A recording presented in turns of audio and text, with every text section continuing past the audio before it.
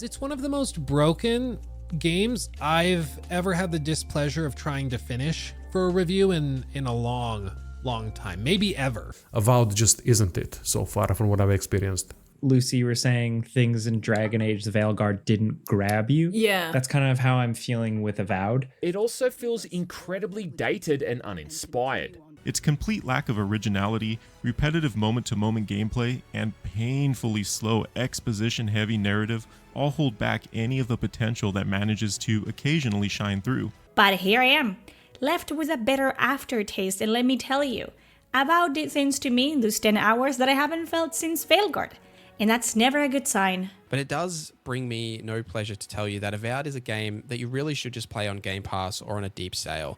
Another Xbox game failing to live up to its potential. How's it going, everybody? I hope you're all doing alright. Today I'm going to be talking about Avowed. Now, to be clear, I have not played Avowed. This is not a review. This is sort of a rant, an expression of feelings of my disappointment towards the development of Avowed and the direction it took, and why I'm not sure why either of us should actually care about playing the game. I'm going to get straight to it. I used to be mega excited for Avowed, but as time went on and more info got released, I became less and less bothered.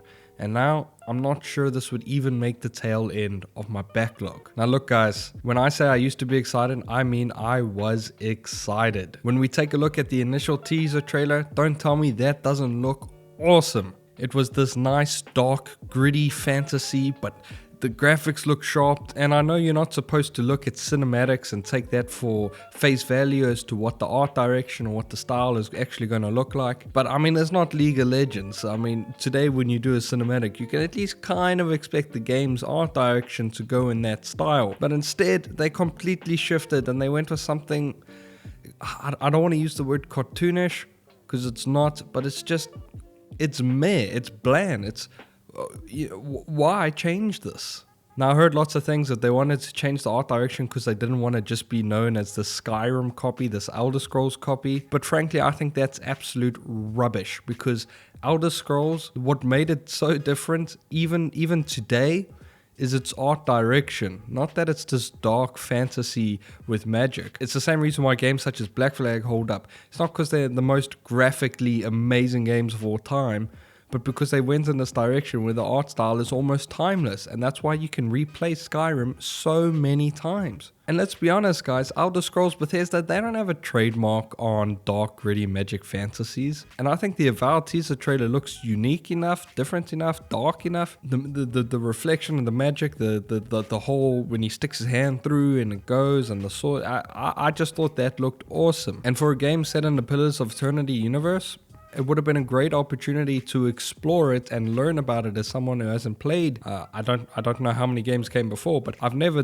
jumped into the franchise. So I would have loved to have explored this universe in this first-person, open-world, 3D, and I go there with these beautiful graphics and art direction, but instead I get this much more generic, bland, mid-thing.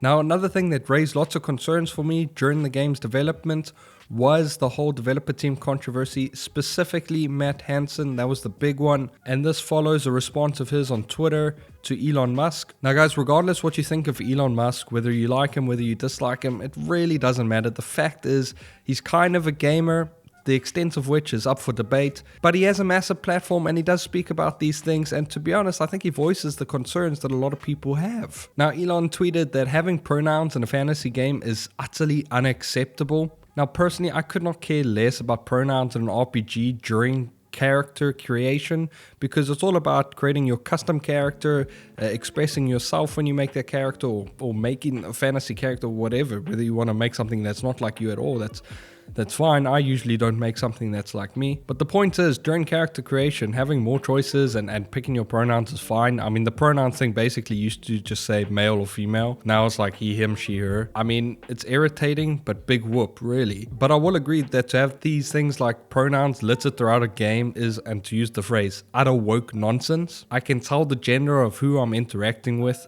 quite easily. It's really not that hard. And if I can't tell the gender, that's either one of two things. Either it's a problem with bad writing and bad character design if I can't tell the gender of someone, or it's because they're a different species or something, or a creature, and I really don't need to. It's not relevant to the story at all. So to have these woke elements scattered throughout the game, I really don't know what they're thinking. I really don't know what they're doing. I mean, what a waste of time and resources to put that in. So anyway, Matt Hansen responds. He says, I wanted so badly to make him mad with my game, and I cannot believe it actually happened. For me, this is absolutely unacceptable from someone who's working on a game. You are isolating a large part of gamers. You are trying to purposely upset them.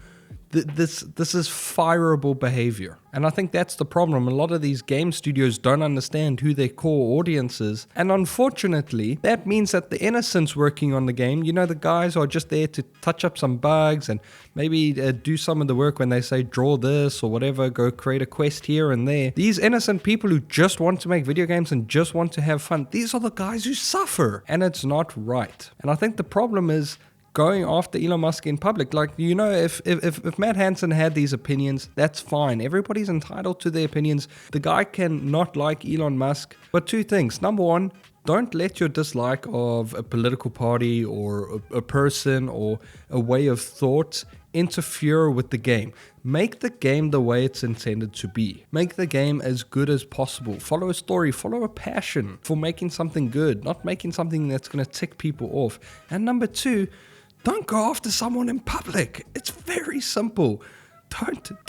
I do not understand where this thought process came from that was acceptable to do. But anyway, guys, you've probably all heard of that. That's quite old news. The problem now is that the game's mid. Now, did I hold out for a bit of Obsidian magic? Yes, I did. Because Obsidian can sometimes pull a rabbit out the hat. Sometimes they can make something fantastic. And they have in the past done this consistently. The problem is Obsidian, you're now a big boy, right? You're now on the main stage. You've got to deliver in the major leagues. And unfortunately, the reviews don't say that they've done a good job. They just don't. Now, a lot of the people who played the game, I haven't, obviously. A lot of people who played the game said the game's good, but not great. Some people say it's like meh, but a lot of people said it's alright, it's good, it's decent. I mean, it's a game. The problem is there are so many major games coming out right now, and there's so many major and fantastic games that have come out that you can't afford to just be good in this market. Good equals average now, right? I'm sorry, it is.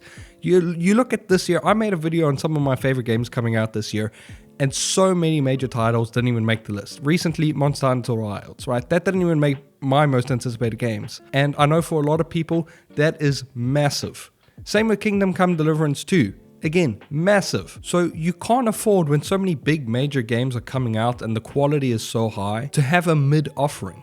A good, just an experience. And really, you can't charge $70 for it either. Now, is the whole $70 strategy something to maybe drive people towards Xbox Game Pass? Probably. Let's be honest, guys. Let's be honest. A lot of these decisions are to get more subs for Game Pass. But frankly, I'm just saddened because it was a game I was really looking forward to. And throughout its development cycle, I held out a bit of hope. When they changed the art direction, I was like, okay, maybe it'll come along. It never did for me personally. I still don't like it. I still don't get it. When it came to the woke stuff, I thought, maybe after all of that, they'll go wipe the game clean. I haven't played the game, so I can't tell you how woke it is. Maybe it's fine. But when people come out and they say the combat gets repetitive, the world feels stale because not many people moving around, the stories okay, I look at it and say, why should I play the game? In fact, why should you play the game? You tell me, why should either of us spend our time and money, two of the most valuable resources, especially time? You don't get more time on this earth. Why should we spend our valuable time and, as I said, money to play the game? Unless maybe you got Game Pass, you're excited for it, and you really have nothing else to do. What moves it towards this front of your priority list to play Avowed? So really, I don't understand. Maybe you have differing opinions. Maybe in a couple months they'll do some patchwork. The game will run better. The story will be, you can't really improve a story afterwards. Maybe they'll do some patchwork. The game will become better, and it's something I have to revisit and actually consider playing. But for now, I really don't see why I should. I really don't see why you should. And it saddens me because it was a game I was really looking forward to. So anyway, I hope you have a wonderful day. I hope whatever you're playing right now is bringing you a lot of joy. But otherwise, I hope to see you in the next one. Thank you for watching.